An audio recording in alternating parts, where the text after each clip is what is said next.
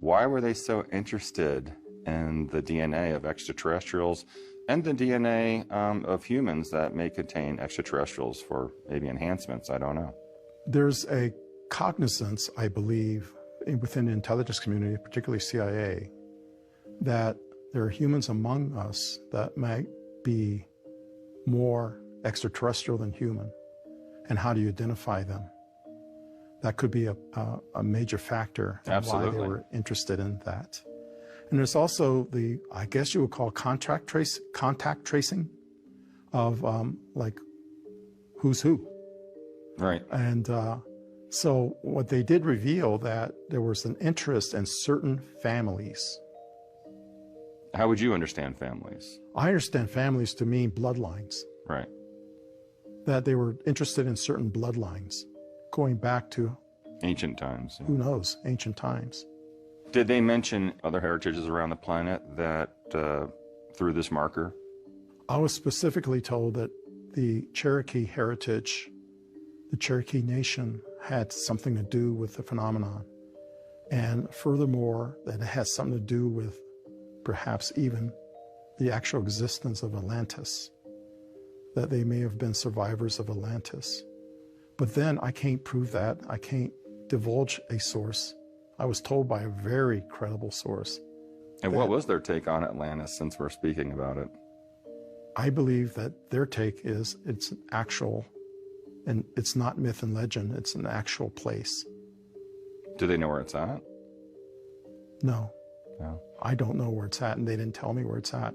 But what would give them that idea that the Cherokee heritage is connected to the Atlantean time, unless they had some sort of DNA to compare it to from Atlantis? I think because that there's a preponderance of people in the intelligence community and in the military community, especially special operators, who've had these experiences, and when they examine these people and start questioning them about their background, about their family heritages, that it was a preponderance of Cherokee heritage associated with not only having these experiences, but with having implants. So the suggestion of implants means it's possibly currently ongoing. Yes, it is, because implants have been recovered from people, not just those who are in the military or intelligence community, but from others. Well, being in this meeting, John, and listening to the biology and all the tech being, presented to you, and you going through this experience already, your whole life of, these different experiences with ET intelligence, what was going through your mind? What was your emotion? My feeling was that this was why I had those experiences to begin with.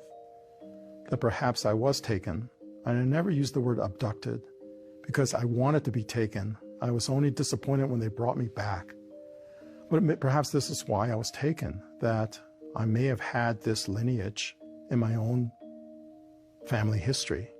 What is that purpose? And I didn't know for many, many years.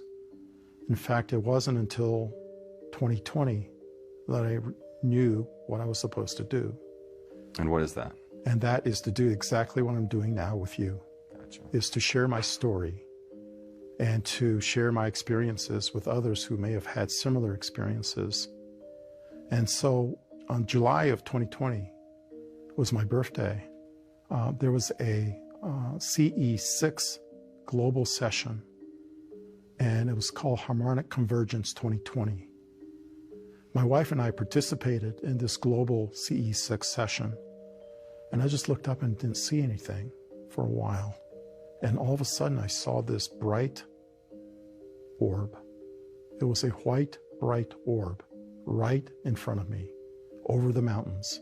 And we were only like 2.5 to 3 miles away from the mountains. So it's above those mountains. My wife saw something simultaneously, but she says, it's over to my right. I said, no, it's right ahead. She was sitting on my right. She should have seen it on her left. but she saw it all the way to her right. And so I looked up, and then the message came to me. And the message was, there are things that you've learned, and it's time for you to share what you know. And that was in reference to their existence, the reality of their existence, and what I learned through my work at CIA. It's time for you to share. And sharing meaning all the stuff that you've worked with the CIA, or the exposure to, the beings and these visions?